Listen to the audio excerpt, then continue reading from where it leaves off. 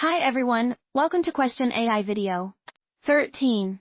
Once Darwin discovered that the birds were all finches, he hypothesized that they descended from a blank. 14. Darwin's hypothesis relied on two testable assumptions. A. There must be heritable blank in those traits. B. Differences in shape must produce differences in blank. Peter and Rosemary Grant tested the hypothesis. Complete each statement about their observations.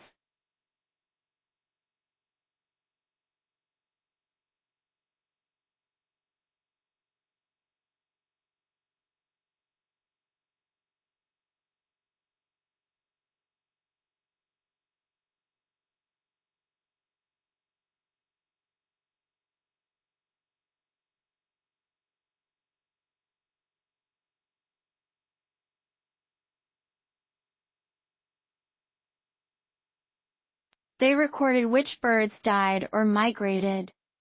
Want the full explanation? Check out the details below for the complete answer.